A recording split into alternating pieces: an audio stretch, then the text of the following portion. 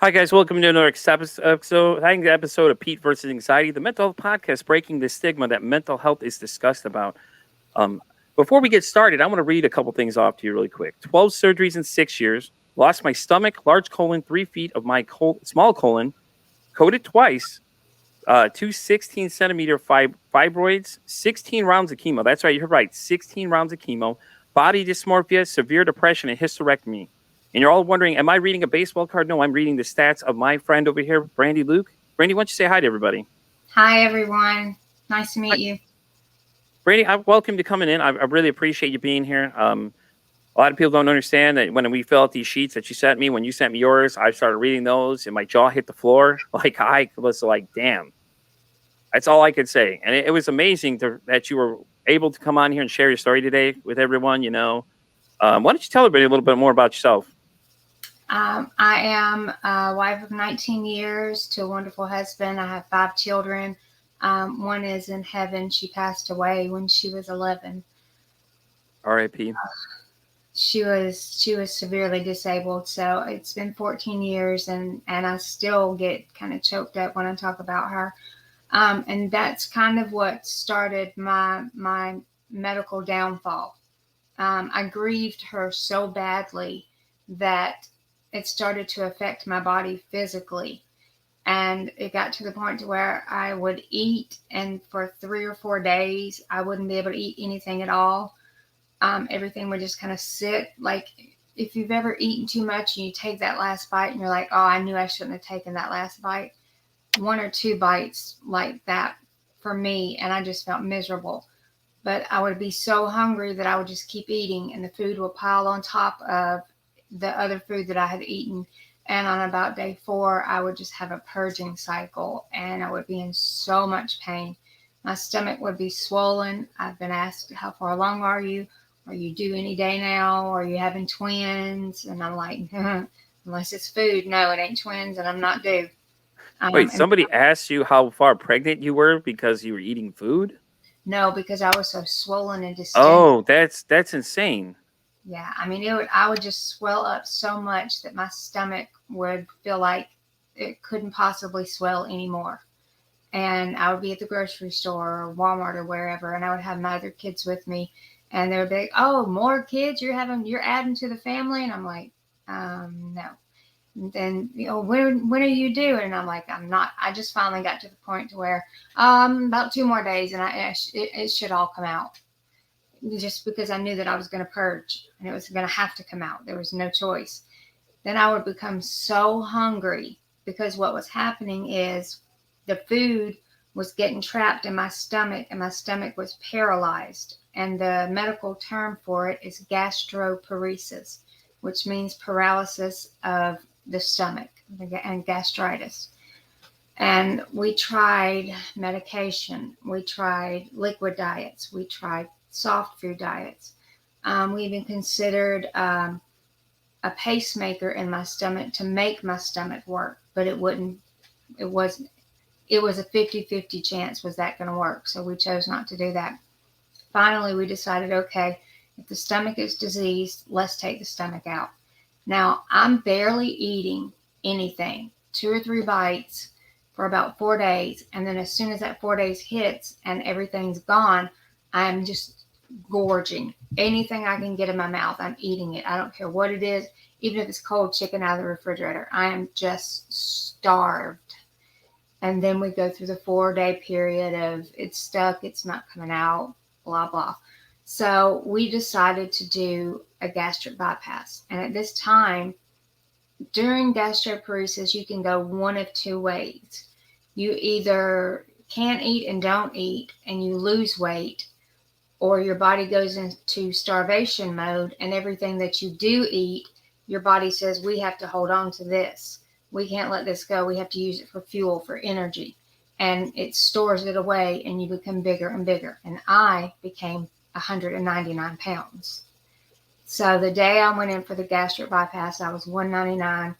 And he did the gastric bypass, 4-hour surgery. Everything went great. Got up walking. Before I even made it to the bed in my room, I was like, I need to get up and walk.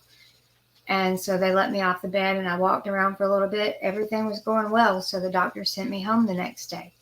Well, day 3, I'm like, something's not right. Something's going on here. And I called my doctor and he said, well, are you eating your portions and drinking your portions? And at that time I was only on a liquid diet. So I'm like, eating my portions. I'm not eating anything. I had a little cough medicine cup, and I could drink that much water every 30 minutes all day long. That's all I could drink.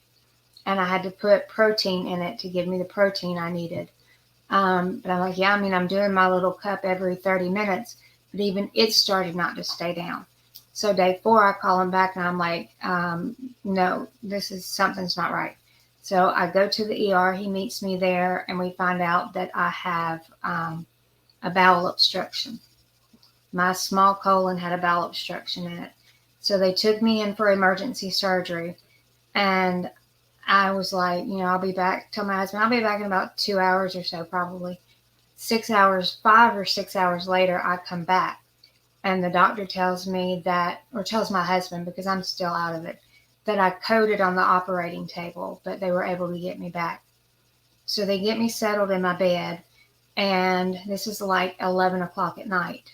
And I went into the surgery. They took me back at 7:45 to start the surgery and wheeled me back to my room at 11 or just after. The nurse came in, got me all settled.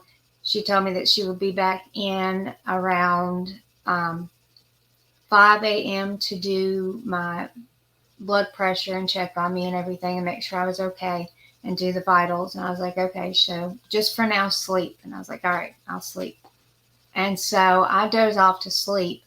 And I remember I woke up and my nurse is standing at the bottom of my bed.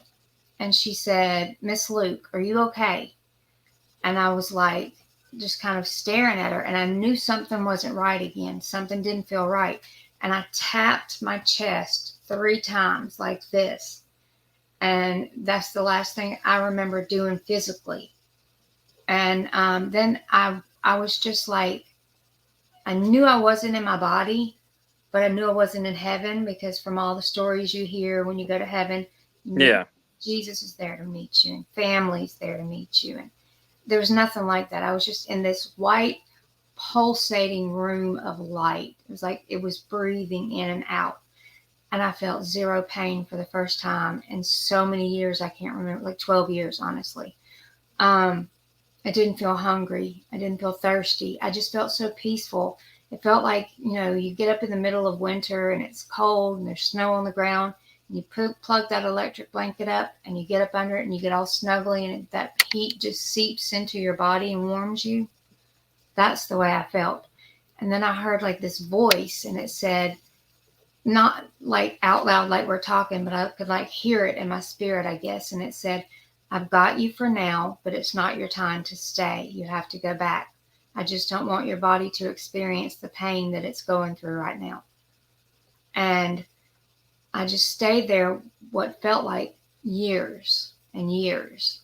And then the next thing I remember is waking up the next morning, and my husband is sitting beside me on the cot, and he's got his chin propped up like this. And he's looking over at me and he's smiling, and I smiled at him, and he said, good morning. And I said, good morning. And then I said, oh, my chest hurts. My ribs hurt. What did they do to me? He said, well, last night the nurse came in unscheduled. She said that she walked to another patient's room. He had called her, and she was walking away from his room. And when she got to your door, something said, go in and check on her now.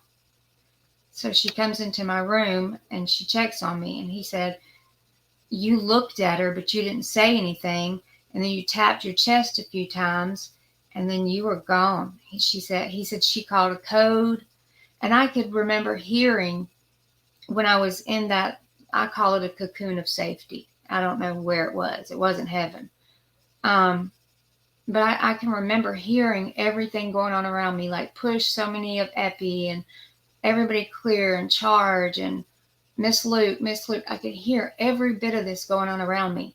I didn't feel any of it. And I looked over at my husband and I started crying. And he said, what are you crying for? And I said, because I don't want to be here. I want to be back where I was. He said, what are you talking about? You would rather leave your family? And I said, Brian, if you had experienced the peace that I felt in that moment, you wouldn't want to come back either. You would want to stay. And he said, okay, I don't quite understand what you're talking about. I said, I was with Jesus. I know I was. I didn't see him. I just felt like he was holding me and I was in his arms and he was taking care of me. And so they keep me in the hospital for 8 days. I had to have a blood transfusion. My blood pressure plummeted. 80/40, and I'm still having a conversation with people. And they're like, you should be leaving this world right now. And I'm still talking to them. And I'm like, no, I'm fine. I'm just sore and I'm hurting. And so they kept me for 8 days. My heart was damaged. My my left lung had collapsed, which I guess is why I was hitting my chest. I became septic because of the gastric, everything that was going on, and then the bowel obstruction. It actually caused me to go septic. So I got very sick, and it not only caused me to go septic, damaged my heart, but it gave me kidney trauma. And I worked at Fresenius as a technician there, where I cleaned people's blood that had to be on dialysis. And so when they came in and told me what my creatinine was, I was like, that's not good. And then they brought in a urologist, and they brought in a nephrologist, and they brought in all these different doctors and the cardiologist. And when the kidney specialist came in to talk to me, I was like, look, I work in dialysis. Talk to me like I know what I'm talking about. Yeah, exactly. If you already understand it, even better, though. That you're not like an average person. They don't have to use all the big words with you because you already know what they mean. Yeah. And I knew how serious it was. Like I was on the verge of stage 4 kidney failure at that time. They had just completely stopped reacting. And he said, we can do one of two things. We can flood your body with fluid and try to kickstart your kidneys, or we can go ahead and start dialysis. And I said, I'm not doing dialysis because I know what's involved in dialysis. And it's a rough life. And those needles are the size of a ballpoint pen that they would stick in my arm. And I was like, no. So I said, let's just flood me with fluid and see how that works. So that was another reason they kept me in there for so long. They kept an IV bag wide open, continually pouring for 5 days, 24 hours a day. When I went in to have the surgery, I was 199 pounds. When I left the hospital, because my kidneys had started reacting a little bit, and they were like, okay, if anything changes, you know what to do. You know when to call us. We'll go ahead and let you go home. I left that hospital weighing 220 pounds. Damn. Just having a gastric bypass, bowel obstruction surgery, and kidney trauma, and my heart being damaged, and having a collapsed lung. So I'm trying to recover from all of those surgeries that happened, and that trauma that happened. And then I'm still in my abdomen. It just hurts like a month later. And I go back to my bariatric surgeon and I say, look, I'm still hurting a lot and I shouldn't be hurting like this right now. And so he sends me for a PET scan and a CAT scan. CAT scan comes back. I have a 21 centimeter fibroid. Now, what is a fibroid, if I may ask you really quick? Because I read that and I wasn't too sure what that was. So basically, it's connective tissue that when you have surgery or anything, it's like scar tissue inside of your body that goes over where they operated on you to kind of heal it. And instead of it going to the place where it heals it, mine was like wrapping around all my organs. Ooh, ouch. Wrapped around my uterus, my ovaries. It was glued to my pelvic floor. Just went crazy because they took my stomach out and then they had to do the bowel obstruction surgery. And evidently I'm a good candidate for fibroids because I've had several that I've had to have surgery on. That's some of the 12 surgeries. So he sends me to go see an OBGYN because of where it's at. It's wrapped around my uterus and my ovaries and glued to my pelvic floor. And this is May. I had the bariatric surgery June, I started having the pain and was like, something's not right. By July, I'm back on a hospital table having a complete hysterectomy to remove everything and get all the fibroids taken out. So that's like May, June, July. So 3 months, 3 major surgeries. Then, and she decides to take my uterus from my belly button instead of cutting me from hip to hip or cutting me from top to bottom. She decides that it's a good idea to take it from my my belly button. So my belly button got infected. And I go back to her and I'm like, look, it's leaking. It's gross. I need some medicine for it. And she said, oh, there's a pocket in there of infection. I can just pop it and everything will be fine. Well, I'm thinking she's going to take a syringe and a little needle and she's going to drain it. No, this crazy lady just takes my belly button and squeezes the living tarnish out of it. I come up off the table swinging. I'm ready to deck her. So my daughter's like, Mom, are you all right? Are you all right? And I said, obviously I'm not all right. I'm screaming at the doctor.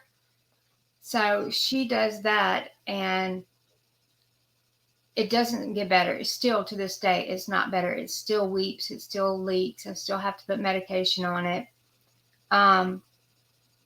Still, after that surgery, I got a hernia from the left side of my abdomen all the way to the right side of my abdomen and all the way down to my pelvic bone. So I go back to my bariatric surgeon and tell him something's not right. I'm still hurting. So he sends me for another CAT scan and he finds out that, and he also tells me to like lean up on the table from a laying position. And so I lean up on the table and he's like, I think you have a hernia. He said, I can take care of that, but I want to see how big it is. So he does a CAT scan and the CAT scan doesn't show at all. So he's going to robotically go in, right, and put like 6 little probes in me and he's going to fix the damage and sew it up and yada, yada, and I'll be done. No, it didn't work like that. When I came out of that surgery 11 hours later, I was cut from under my breastbone all the way down to my pelvic bone. Jesus. I had to go around my belly button. So it looks like a big scar like this on my, which way do I need it? Like this on my stomach. It goes from the top of my breastbone down and then around my belly button. I don't know. Ouch. That just sounds painful. Oh my God. That was the worst. I think out of all the surgeries that I had up to that point, that one was the worst. It was so bad that they sent me home on a pill bottle of Dilaudid every 4 hours. Damn.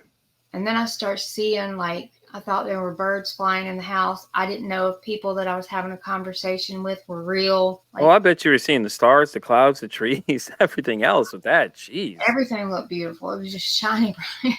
And I told him, I said, I can't take this medicine. It's making me crazy. Like, my grandmother came to check on me, and I didn't believe she was really there.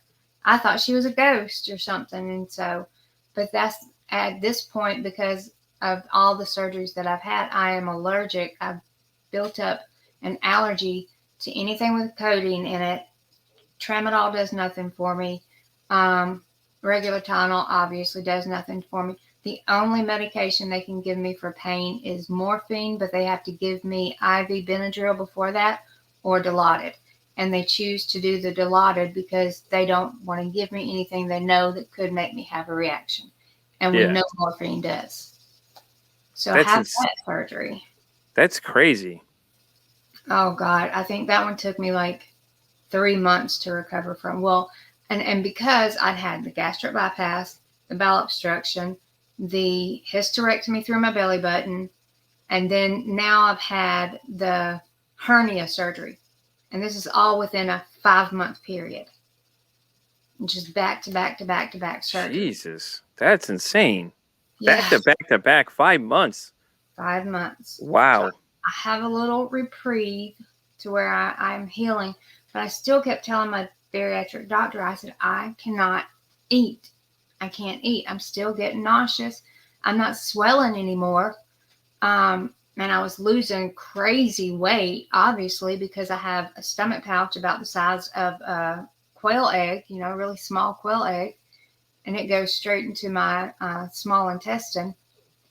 So I told him, I said, there's something isn't right in here. I'm not able to eat, because by this time I had moved up to eating whatever I wanted to eat, within reason, because obviously they keep you on a bariatric diet, which I've never had to stay on the bariatric diet because I've lost before I've gained. Like, they made me gain weight when they put me on total perinatal nutrition because I lost down to 89 pounds.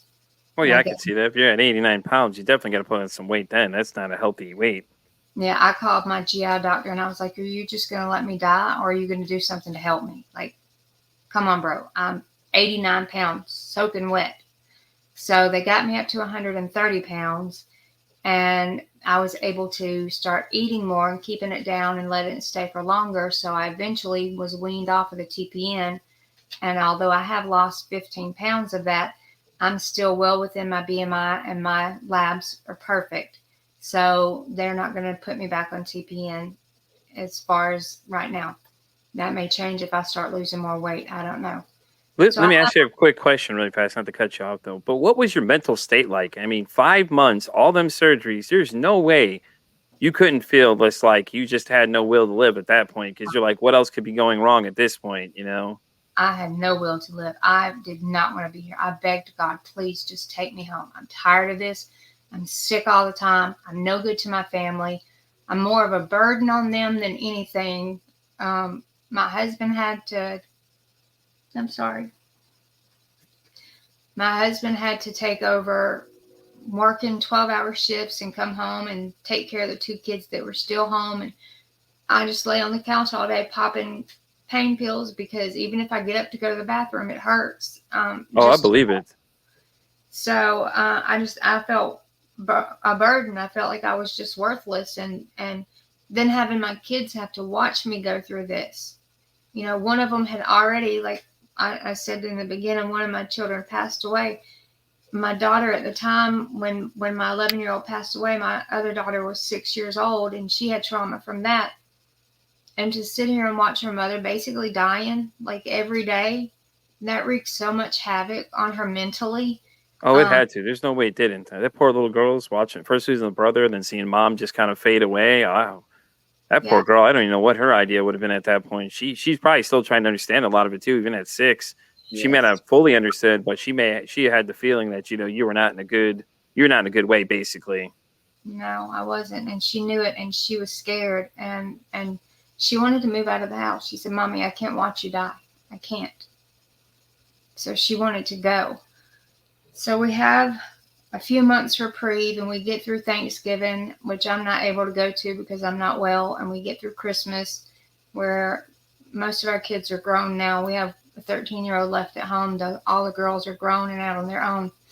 But at the time, we had Christmas at the house, and I just kind of had to sit there, because normally I'm the one that I'm like handing out the presents, and we're playing Christmas music, and I always make the homemade gingerbread man and the trees and the candy canes.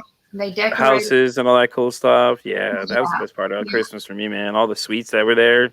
Yes. Yep. And they're all like singing and dancing and having a good time. And we didn't get to do it that year, so it was kind of a somber Christmas. Everybody was tiptoeing around me, and I knew it. And so, wrestling was not wanting to be here. At one point, I had picked out the space, and I knew that I wouldn't have my kids with me, and I would just let go and let whatever happen. And so I had to call the doctor, and I said, you know what, I need an antidepressant immediately, because I am thinking really bad thoughts. And I wouldn't admit, because I didn't want to be admitted, I wouldn't admit that I had, made plans, but I was like, I'm just having these thoughts that I don't need to be having, and I just need on some medication to help me get over this. Well, given everything you're dealing with at that time, like, wow, just the fact that you've made it to this point, like, damn. And there's still more to tell in this whole story too. That, it's wow. I'm Yeah. sorry. Like, wow. I don't even know I'm rendered speechless over here at times listening to this because I'm like, man, how much worse can this thing get? And I have the other stuff, listed over here. I can see off the screen a little bit, but it's just like, wow. This just keeps more interesting by the minute. And just the fact that you were going through so much at once, it was crazy. Like, that's insane. It was too much. And I told God that. I was like, this is too much for one person to go through. It's too much. Way too much. And then we find out that something's wrong with my large colon. And they take me into the hospital, and I have to swallow this pill that has markers in it, 21 markers. And they do x-rays over 5 days. And on the 5th day, all or most of the markers are supposed to be evacuated from your system. On day 5, when they take me back in to do the last x-ray, I have 19 out of 25 markers sitting at the top part of my large colon. And so my doctor said, it's dead. It's not doing its job. It's not working. And this is why you're feeling so sick all the time. And the only thing we can do is take it out. And if we take it out, there's a 50-50 chance that you'll have to wear a colostomy bag for the rest of your life, which I don't. Thank God. Yeah.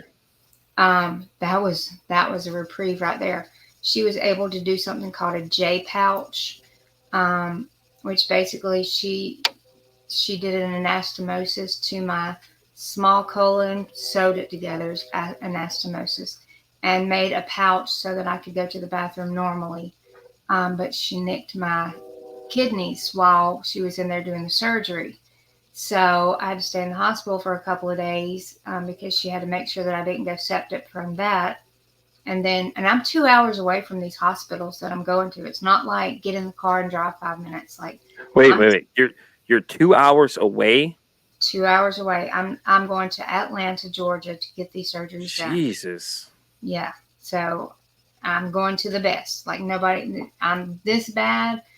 Not just anybody's going to touch me. I need to see your credentials. I need to know how many surgeries you've done. I need the whole details. Right. I need a whole biography here, guys. And I don't blame you, though. At this point, we're at 5 months. All this has happened. Now you have this on top of that, and you're 2 hours away from everything. Oh no, this is crazy. Yeah. Try having a bowel obstruction, being 2 hours away from the hospital and constantly upchucking the whole time that you're trying to go. And just imagine the smell in the truck. Like, yeah. Well, your husband was a trooper, I got to say. Like, God bless him especially, man, because that man had been going through a lot on top of everything else and having to come over home and support you as well. And, that's a real man right there. Like, he didn't give up on you. He kept with you the whole time. He kept supporting you the whole time. That man there is a trooper. He needs a Medal of Honor just for that alone. Yeah, he really does. He's amazing. Absolutely amazing. He told me I didn't have a choice to die. It was not my choice to die. His decision was that I was going to live because he couldn't raise these crazy kids on his own. And he needed my help. So he's like, you're going to fight. I don't care what it takes. You're going to fight. And he would push me on the days that I would just be like, God, take me home. Well, exactly. That's what he should do. He should be there to back you up on those days where you're at your darkest times. That's the whole point of being the husband. You need to step in when you're down. He needs to be there to support you, which that's what he did. He was a crutch when you needed him. And that's amazing. That is amazing. He tickled me one time. He said, I was sitting there praying. And we'll get to the chemo in a minute, but definitely go ahead. But I was sitting there and I had just had my 3rd round of chemo, and it was the worst. Like, I was so sick, I couldn't even hold my head up by myself. Like, he had to lay me back in the chair, and my head kind of fell over like this, and he's like, lay your head back. I said, I honestly don't have the energy to move my head anywhere. And so he pulls my head and lays it back for me, and I started crying. And I said, this is no way for you to have to live. You're still, young. We're in our late 40s. Just let me go and go be happy. And he's like, no. And I said, God, just please have mercy on him and take me. And he says, God, you better not, because if you do, you and I are going to have words. He's like, God, we're going to fight today. I hope you know. Okay. I'm ready to go. We beefing. Send the angel, because I'll fight him. And then you're going to have to bless me afterwards, because she ain't going nowhere. Exactly. Well, that's a real one. I really, like I said, that's amazing to hear that he was that supportive, even though this whole thing, all this stuff going on, and it just continued too, even further. But for him to just stay there by your side the whole time, that's a real man right there. Let me tell you, it was hard for him, I'm sure, at times, but he kept his faith strong for you and everything else. And oh man, damn. He's still, I mean, just like yesterday, he came in and he looked at me and he said, "You don't feel good, do you?" And I was like, "No." And he said, "Don't worry about supper. I'll pick something up." That's the kind of he is. So he's Well, that's great. good. See, that's good. He could read your body language and know that something's wrong and things like that too. That's an amazing connection that a lot of people get. When you get married and then you just understand the other person. They're your yin to your yang, basically, and stuff like that. Yeah. But okay, so we're at round 3 of chemo out of 16 total, right? God, I don't even know. At this point, it's got to be rough, because you don't know you're gonna have 16. You're gonna have another 13 after this point, and you're saying this one was. Yeah, we're at round 3 of chemo, and I've got like 13 more to go. And Jesus. I'm thinking, how in God's name am I going to get through this? And then, they took me back for another surgery because I'm a hard stick and I was losing weight. So they put a portacatheter in my chest connected to my heart on the right. And they hooked me up with home health care so that they could come out once a week and take my labs and everything. And this needle is like a hook. Like it's not a straight needle that just goes in. It hooks in. So when you put it in, you go down with it. I already don't like needles. The fact that it's a hook as well. Oh, I'm feeling that one. And I mean, I have tattoos, and I'm like, I looked at that needle, and I was like, nope, no. I need something to numb everything that you're going to be touching. Eventually, I got to the point to where I could actually stick myself. And so the nurse would come out once a week to draw my labs, but I would go ahead and stick myself because they put me on the TPN to make me gain weight 7 days a week, 12 hours a day. So imagine being asleep in your bed at night and you wake up and you've got to go to the bathroom and it's dark in your room. You're easing out of your bed because you don't want to wake your spouse because on weekends he's home. During the week, he's third shift. And so I'm like trying to ease out of the bed and go to the bathroom. And all of a sudden, wow, I just get dragged back into the bed. Oh, crap, I forgot. I'm connected to an IV pole with a line going to my heart. Thank God I didn't rip it out or I'd have to stick myself again. Oh, that just sounds painful. Yeah. Oh, yeah. Painful. I mean, it's like if you've ever like had a cut or anything and the nerve starts growing back. That's what it feels like. And if you don't put the Emla cream or the cold spray on before they stick you, it's basically like getting stuck in the chest by a wasp or a yellow jacket. I think a yellow jacket sting is worse than a wasp. So I would go with a yellow jacket. I do too. And so, I mean, it's a tender spot. It's right on under the skin. So you wouldn't think it would hurt so much, but think 19 gauge needle going through a thin piece of skin and into this port. Yeah, it hurt. Oh, God, I'm feeling it already. Oh, I was like, I'd have to psych myself up, like, do some jumping jacks, drink a espresso, a black eye, 2 espressos, black coffee. All right, let's do this thing. Let's get it. All right, we're going. And then she'd stick me and I'd be like, oh, that hurts so bad. And I'd start crying like a little wimp. So they finally started giving me medication to put on it that would numb it so that I wouldn't feel it anymore. And then she eventually, because I had previous experience as a phlebotomist and also as a dialysis technician, I knew how to stick and I knew how to do IVs and all that. So I was like, just teach me. That way you don't have to come out here once a week to hook me up. And then the 4 days later to draw labs, you can just come out here seriously once a week, draw the labs and be done and go about your day. And she was like, you sure you want to learn? And I was like, I mean, I've watched you do it. I could probably do it on my own. She said, well, then go for it, big girl. So I took the needle and I put the medicine, the cold spray on there until it got numb. And I just went pop and it went right in. And she pulled black blood and she's like, you're certified. So I started sticking myself. And it's funny, my cousin is an RN and he works at City of Hope where I went for my chemo. And that's what he does. That's his main job is to do the ports there. And I walked in and he's like, oh, here's your supplies. If you need me, call me. He wouldn't even stick because he knew I could stick myself. That's awesome. And he told all the nurses, he said, this is my cousin. And she sticks herself. Just make sure the room's set up for when she gets here. So I would go and I would stick myself, which was probably not legal, but I mean, I would rather stick myself and know that I'm getting it in there right than I would for a total stranger to come up and start messing with it. Because once a new nurse came in after I had the port put in, and she stuck, like, the port's about the size of a nickel, and she missed the port completely and just stuck me through my skin beside the port. And then I was like, all right, so you don't stick me anymore. You can just come and draw laps. I'll stick myself from now on. She's like, I'm so sorry. I was like, no sweat. Everybody has to learn, but you just don't stick me anymore. You can just pull my laps, because I'm not authorized to pull my laps, or I could take them and pull them. And then another nurse came in and had to stick me 13 times before she finally got it. And I was like, okay, you don't stick me anymore. So Wait. 13 times? Yep. 13 No. times. After 2, I'd be like, you got to go. Sorry, go find somebody else, because I'm not a big fan of needles. And after 2, I'd be like, yep, this is already done with this experiment. Well, we couldn't figure out, because it would push the saline, but it wouldn't flow back and give us a flash. What we call a flash is blood supply. It wouldn't give us blood, but it would flush just fine.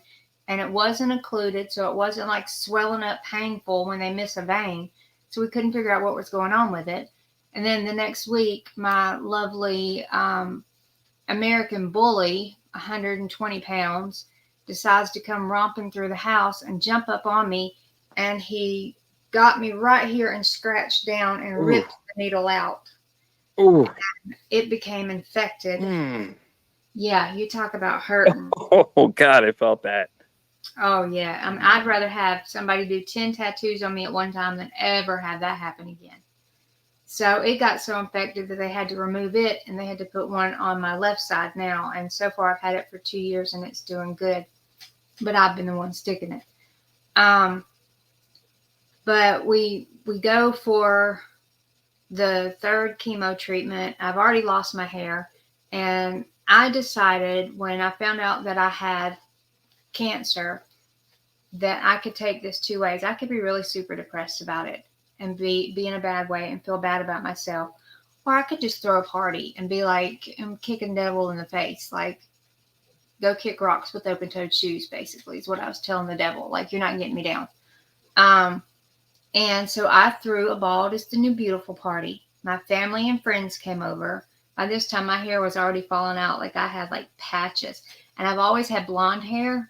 So for my hair to be this dark coming back after chemo, it's like, who is this person in the mirror? Who am I looking at? And so I invited anyone that wanted to come over to have a party. We were going to drink champagne and whatever wine that anyone brought and whatever else they wanted. We were having karaoke. We were having good food. And then we were going to shave my head. Well, people brought me gifts. I didn't ask for gifts. I just asked for a party to just come over and celebrate the fact that I'm going to beat this. I'm already going to beat this. I'm telling myself this. But I got like 15 wigs out of that party. So we all had fun trying on the wigs and walking around. And what I look like is red. That sounds like a good time. Listen, I would have showed off some wigs too. I got a bald head for this. I could have done it. Listen, I would have runway modeled that. We put one on my husband's, and I still have the picture. It's a hat with the wig hair sewn into the sides and the back so that you can't tell. And we put it on him, and it was like, oh my God, you're a Brandi in a man's body. And everybody was telling me, oh, you rock the bald-headed look. You got the face for it. Now they're telling me, you rock the pixie cut. You got the face for it. And I'm like, I'm 47 years old, and I look like an old woman. Do not tell me I rock this look. No. It is what it is right now. And sometimes I wear wigs out. Sometimes I won't.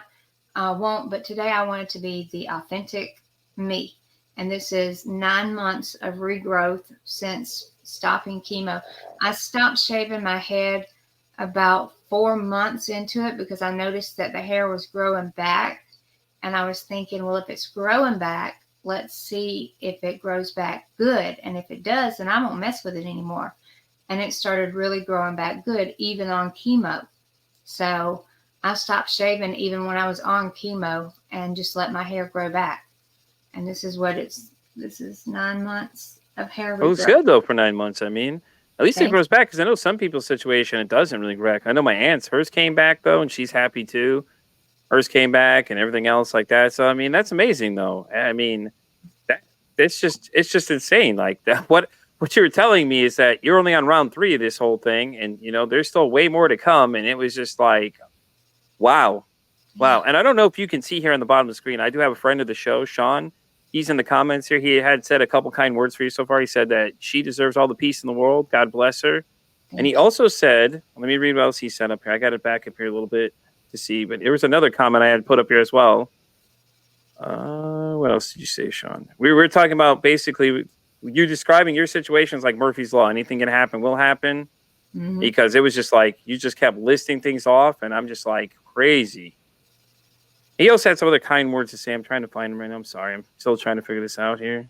No problem. I I appreciate did post them though earlier. They were showing live earlier. So if somebody were to watch this video, they'll see what he had said. He says that she deserves all the peace in the world. God bless her. Thank you. I really appreciate that. It's been a tough battle, but even though I begged God to take me home, I guess He knew my heart and that I really didn't want to go home. And you didn't want to Because- fight your husband either. No, I don't want to fight him because he's a big old guy. Like, he's bald headed. He's got the goatee going on. He's got I call them python arms, huge arms. He's worked in construction, built houses. Now he's a maintenance man at a local mill, so he doesn't really have to work hard unless the machine breaks down. But he's never worked out a day in his life, and his arms are like massive. Like, Well, when that's I awesome. put my arms around him, it's like, Well, he was prepping in the back scene. He was secretly doing training, like one of those Rocky cut scenes. He had Eye of the Tiger playing. He's in the background just lifting cement blocks and things. He's preparing. He said, God, I'm ready to fight. I hope you know this is a serious thing. We're about to go at it. You take her. You're going to have to take me next with her. That's right. That's right. Matter of fact, I said something this morning to him about, I forget what the conversation was, and he said, I'll be dead by then. And I said, the deal you made with God was she goes, I go, you go. We go together. Leave them kids. Who cares? They grown. It's like they're grown kids. They can handle themselves. Don't be making excuses now. Exactly.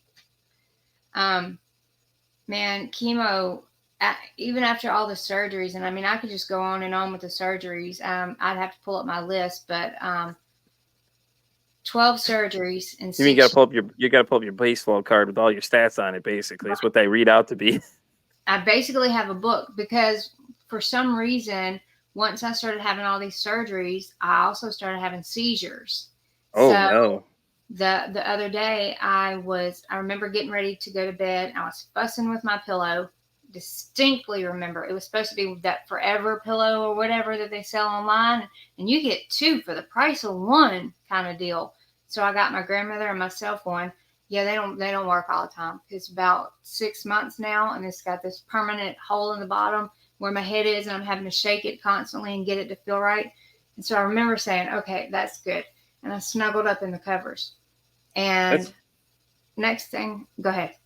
No, you're gonna. Sorry, I'm doing something over here. I'm responding to some people. There's a live chat feed that goes on here, and I'm responding to people as we go here. Gotcha. Someone else is live streaming. Sean, the same person that made that very kind words for you, he's streaming it live on his Xbox. Because I'm live on TikTok right now, so people can see the back scenes of everything. So they can't hear you. So he was making sure everybody could hear you. Oh, okay. So he was kind enough to go ahead and stream it for you. Or he's doing all YouTubes and all that other stuff too. So he's putting it where everyone can see it too. So thank you. I appreciate that very much. Thank you. But I remember I was fighting with the pillow, and I was like giving it hell. I was so mad at that dang pillow. And I finally got it to where I needed it to be. And I was like, okay, this is good. Last thing I remember. The next thing I know, I'm sitting, and the way my house goes is my bedroom, living room, kitchen, hallway, bathroom to the right, and then my son's room is past that. I'm sitting in between my bathroom and my kitchen in the hallway opening. And when I come to, I'm sitting on the floor, and I look down, and there's just like red everywhere. And I'm like, what in the world is going on? And then all of a sudden I said, oh my God. And when I said, oh my God, my whole entire jaw just hurt. And I thought, oh great, I've had another seizure, and I've fallen out but why am I in the hallway? Like, what would cause me to come to the hallway? And now I have like this little scar thing going on here, and inside Mm, this my lip right here, it looks juicy right now, but it's not juicy because it's juicy. It's juicy because it's swollen. mm. But I remember trying to stand up to make it to the bathroom, and I started blacking out, and so I slid back down real quick. And a third time, I tried to stand up and go to the bathroom, and I started blacking out again. So I got on all fours, and I just kind of like laid my head down on the cool ceramic tile, and I thought maybe that'll like jolt me out of it and bring me to. So I finally got awake enough that I could get to the bathroom to start treating my chin and my lip because both places were bleeding. And so it's like it's crazy because I don't have any inclination of when it's going to happen. I could be, matter of fact, I was at the dentist the other day, and I had a seizure, and they were wanting to call 911, and I'm like, no, don't call. And I told them beforehand, my husband's sitting out in the parking lot, don't call 911. They're not going to do anything for me. They never do except send me a big bill, and I'm not willing to pay them to just look at me for 3 hours and send me home.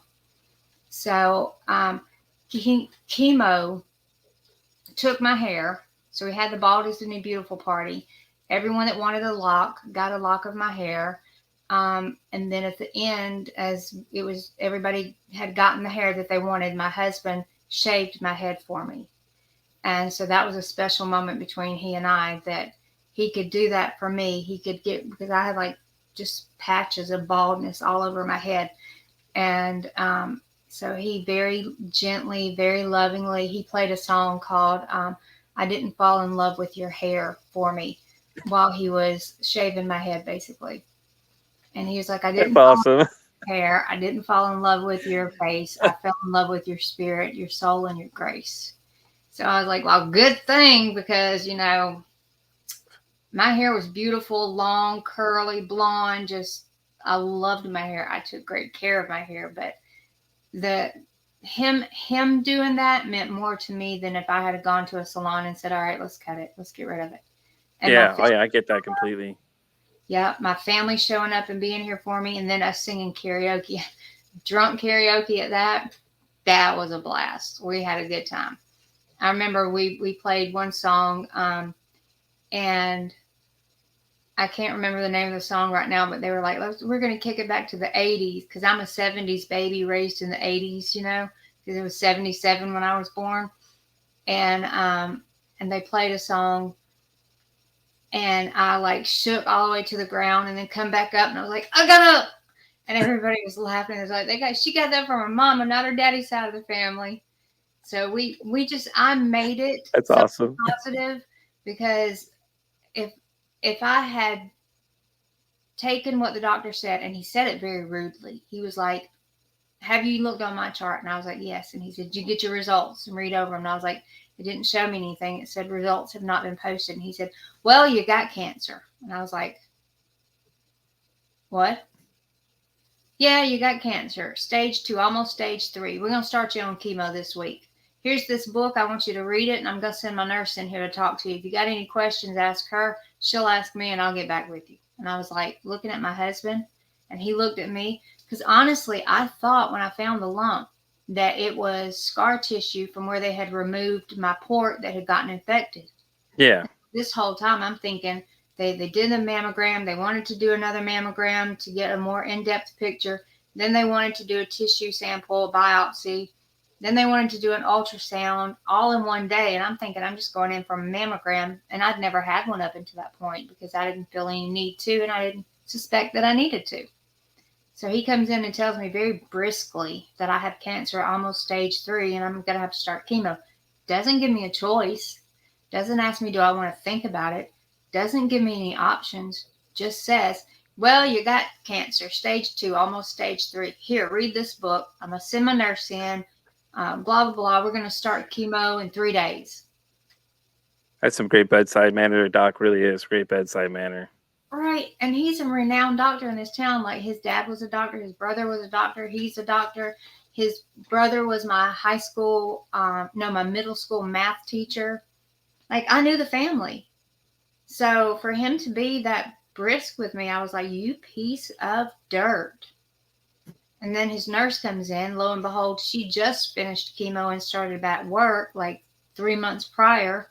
And so she was very nice to me. And I was like, he's saying I have to start chemo in 3 days. And she said, the type that you have, HER2 positive, it's metastatic, which means that it quickly spreads to bone, brains, liver, and lungs. And if we don't start chemo immediately, as big as this already is, it's going to spread quickly.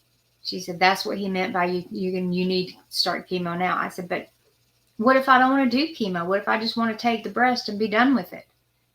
And she said, well, I mean, he's a man. He doesn't think about that. So. Listen, that's very true, everybody. Not to cut her off, but that's very true. We don't think about these things. We really don't. No. He didn't think about my feelings on the matter. He just thought, in medical terms, that it's cancer. Let's chemo, be done with it. What if it had spread somewhere else? And I didn't. I did go ahead and go through a mastectomy. I changed doctors, by the way. Oh, I would have. Yeah, like the second chemo treatment that I had, awful. My husband had ended up in kidney failure because he had a kidney stone that he'd let get out of hand. And he ended up in the ICU the day before I started my first chemo treatment. So I'm calling an ambulance to pick him up to take him to the hospital. They admit him to the ICU while I'm sitting at the office having my very first chemo treatment. He's sitting in an operating room having surgery on his kidney stone that the doctor said it was so big you could have made a diamond ring out of it, and it would have weighed about 5 pounds, 5 to 8 pounds. Damn. It was that big. So it wasn't passing. There was no way it was going to pass. So he had to have surgery to take it out. So he's in the hospital for 8 days. No, 11 days. He's in the hospital for 11 days. I drive myself to my first chemo treatment, come home, and the next day I'm just wiped. And I have to go back to the doctor the next day to have blood work done to make sure that my labs look all right. And so I get in the truck and drive myself. And I'm 5'1", and he has a big souped up, manly redneck. We live in the South truck. So I live in Texas too, so yeah, I get that term a lot. I'm actually from the North originally. My wife is from the South, so she likes to make various comments about me being a Yankee and how I don't understand certain things. And if I make comments about things I've never heard of that happens to happen down here in the South, she looks at me like, "Really? That's how you know you're a Yankee." Yep. Yeah, I dated a Yankee for a while. But I mean, he was from West Virginia, but he still was considered a Yankee. Actually married him and was married for 7 years, but we divorced. And he's the father of my oldest child that passed away. So I haven't talked to him in 14 years. But Brian was in the hospital, my husband. He was in the hospital in intensive care for 11 days. And I'm at home by myself. And I have a son with Asperger's that I'm homeschooling. And then my youngest daughter, who was in her, I think she had just turned 19. Yeah, I think she was 19. And so she's home, but she works and she goes to college. So my son was home at the time, and I'm homeschooling him. My husband's in the intensive care. I'm not allowed to go to the hospital because they're afraid that I'm immunocompromised because of the chemo, and they're afraid that he'll get sick or if I'll get sick, because I can transfer the chemo through touch, through saliva. If I sneeze, if I wipe my eye or something and I put my hand on him, the chemo can actually be transported from me to him. So I have to use a completely different bathroom. Thank God we have 3 in this house, than anyone else in the house for a week after I've done chemo, so that they can't get contaminated. So I go in and have chemo the first day. He's in surgery. I'm home the second day. I have to go back in for labs. Labs are stable. So I go back home, and I mean, I didn't eat a bite of food. I think I maybe drank. I had my son bring me a drink. My daughter would offer to bring me food home, but I just couldn't smell the food. Like, no, get it away from me. I can't stand it. Just sick. Crawled to the bathroom to be able to go to the bathroom because I couldn't stand up. It was awful. And then he wanted to do chemo every week to begin. Oh, God. So I'm like, getting like Saturday's coming around, Sunday's coming around, Tuesday I'm having chemo again. Sunday I start feeling better. Monday I feel well enough to get up off the couch and walk and fix me something to eat. Tuesday, guess what? Chemo. Yeah. So it starts over all over again. So still on the TPN at this time because I'm losing weight because of the chemo. So deathly sick. And this is the point where I'm really serious with God, like, get me out of this. Either heal me or take me home. I don't want to be here anymore. And evidently he had a reason for me to stick around because I finished chemo.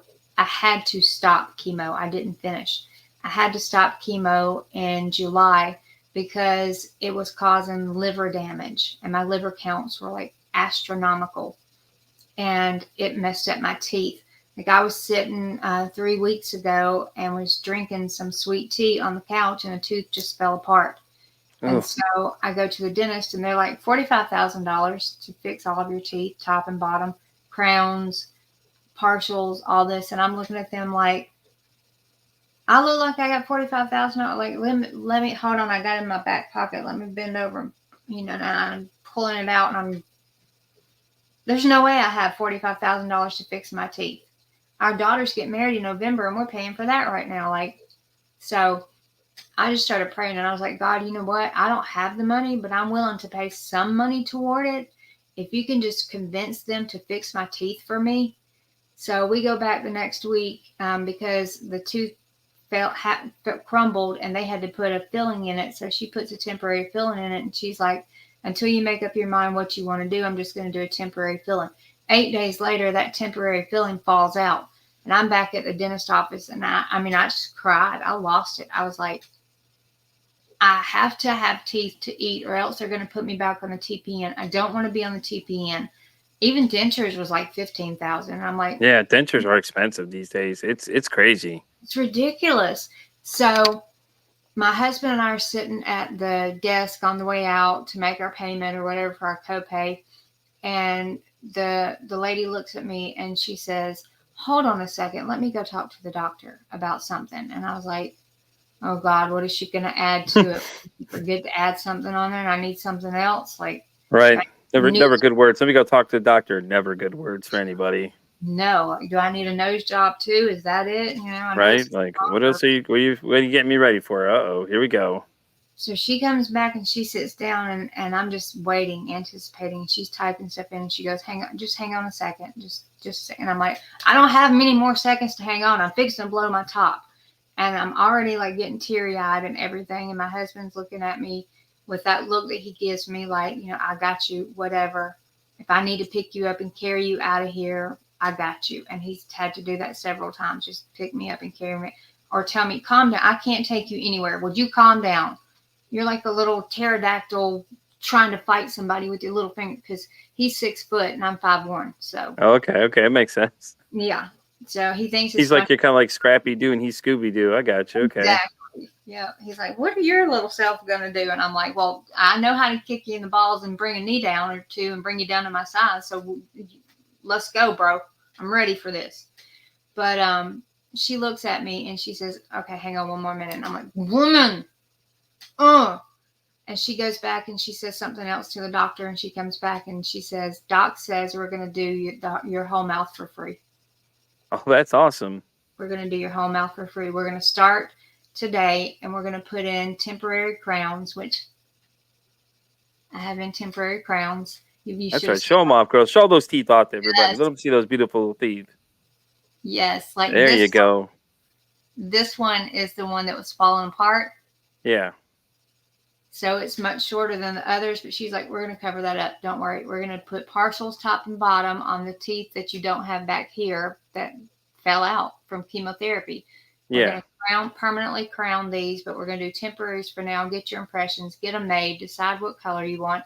I'm like, look, I don't want no crazy color. I'm not trying to be Hollywood bright out here. I'm just trying to look fit and tight and right. So regular pearly white's fine for me. I'm not picky. Go ahead and order them. Let's get these things in. So I go this Thursday and they're going to fit me for my permanent crowns and make sure that they fit correctly. And then we're going to decide on the color, which I've already said, just pearly white. I don't want Hollywood white. I'm not trying to shine. I don't want some gold teeth in there with some bling and then whatever they call that grill thing. Whatever. Just make me look normal and a human. Could you imagine having the little gold teeth and everything? Like, hey guys, what's going on? And then you smile and it's like right there at the corner of your mouth. Right there. I want a rose gold jewel right there to support cancer. And I want to be like, when I smile, I want to be like, yeah, this is because I had cancer and this freaking tooth fell out and I'm proud of it. No. Right. Can't do it. I just want to be normal. Well, that's awesome. Well, that's really cool though that they're going to take care of that for you. That's really great. So that was a miracle straight from God. Definitely was. I totally agree there. There's no other way to explain your story at this point. It's just nothing but less than an act of God. Like he had a plan. He knew what he had for you and everything else. And you said your husband's name is Brian, right? And Brian, geez, man. Like I said, Brian, man, you're strong. So I hope you hear this message, Brian. I want to let you know that is amazing, man. For you to go through everything you've dealt with, all the other stuff she's dealing with, and your own stuff, man, that is truly amazing. Like there's no words for that alone, man. God bless you for sure, brother. Because like, damn, that had to be the craziest thing ever. On top of that, with the kids and everything else, and jeez Louise. So before we wrap up, did you want to go ahead and tell everybody about your Facebook group? I know you have one that I had seen on your profile. You want to tell them a little bit about it really quick? Yeah, I recently, so I have been trying to get my testimony out. So I really appreciate this opportunity to get. Oh, no, definitely. A pleasure's all mine. I started about 3 weeks ago now, I think, off of my Facebook page. It's called Life a Lot Like Job. And it centers around my medical history. I offer to pray for people, offer you the opportunity to kind of give your story, or if you have any prayer request, or if you're living life a lot like Job, where all this stuff is getting thrown at you and you're like, God, what did I do to deserve this? Like, what do I need to pray for specifically that I did so wrong? And then it's like God said to me, wait a minute, long suffering is one of the fruits of the Spirit. And this is what you're going through now because I'm preparing you to be able to help other people who are long suffering. And so I want you to start this Facebook group, Life a Lot Like Job, because he didn't deserve this. You don't deserve this. I didn't deserve this. And I want to be able to give people a safe space to come. Any religion is welcome because I am of Jewish heritage, but I am a Christian. I don't do all the Hanukkah and things like that. I go to a Baptist church, but I have Jewish descendants. I've studied Judaism. I love to learn about new religions. It's just a safe space. It's called Life a Lot Like Job, where you can come, you can hear some of my testimony, which I've started giving, and I've only got to 2 parts. Part 3 is going to be about the adoption of our son who has Asperger's and the surgery that I had a month after we finalized the adoption with him. So he's basically seen me for 12, because we got him when he was 1 and he's 13 now. 12 years he's seen his mom go through 12 surgeries. That's been his life. Yeah. So that's for him, crazy. As cool and as strong and as loving as he is, just mommy, what can I get you? You know. But that's basically the only platform I have. I have my Facebook page, Brandi Michelle Luke, and then I have Life a Lot Like Job. If anyone wants to come on there and ask questions or ask for prayer or anything, that's how you can reach me. Definitely. And I have my Facebook group, Pete versus Anxiety. If you want to join up there, you can. Feel free to post away in there about your stuff too. I got a bunch of people in there. I do have another lady in there, actually. Her son has Asperger's, and I'm trying to get it figured out. I'm going to have her come on and tell people what it's like to parent somebody with Asperger's. So maybe we'll have to have both of you come on, and you guys can share both your testimonies and let people know what it's like and everything like that. I feel we got another appearance coming out of you for that one for sure. Oh yeah, that's a whole different ordeal right there. Exactly. Yeah. She told me that. And I was like, listen, I said, I'm very curious to know what it's like to raise somebody, because she's told me some stories, and I asked her about it, and she said, yeah, definitely. So that's in the work on the future, everything else and stuff like that for sure. I'll have to get with her about that, and then I'll get with you and see if we can't get you both on at the same time, and we can share some stories and y'all can tell them all about it. Because I just, the whole idea behind this thing is just so people understand there's different things we all deal with every day, different stuff people deal with, such as yourself, people out there trying to make a difference like you and I, and just, I'm just trying to create a safe space where people can talk about anything like mental health reasons and stuff like that, and share their stories with each other, and get support from other people from, different walks of life and all over the world and things like that. So, but being sick and having an Asperger's child, ooh. God, yeah. I couldn't even imagine. I couldn't even start to begin to believe what it was like. That had to be a lot on your mental state too, for all that too. Mm-hmm. Yeah. So, all right, guys. Well, we're going to wrap up this episode of Pete versus Anxiety. Brandi, once again, thank you so much for coming on. Like I said, that story was amazing. Like I said, the fact that what you've been through, and Brian's been there the whole time for you as well, and then the son with Asperger's on top of it all. Damn, you were truly somebody special. Like I said, God had a plan for you, and his plan is for you to share your story with everybody else, to let them know that you can be an inspiration to other people, that, even though life gets you down, you're not going to be kept down. Right. Amen. Thank you. Definitely. And guys, you know exactly where to find me always. I'm at Pete versus Anxiety at Pod, Pete versus Anxiety on YouTube, Twitch. And, you also follow me on Instagram if you're on there, Pete_versus_anxiety. And guys, that's going to wrap up this week of Pete versus Anxiety. Next week, we do have my special show at 3 p.m. Live in Stone will be live with me to sit down and talk mental health. My next week's guest at 10 o'clock will be Steve Mack. And then we'll have Brandi come back for sure to talk to us about some Asperger's. And guys, like I always say, it costs nothing, absolutely nothing to be kind to somebody. Your kind words, your kind act could save somebody's life. Until next time, guys, this is Pete signing off. Bye, guys. Thanks. Bye.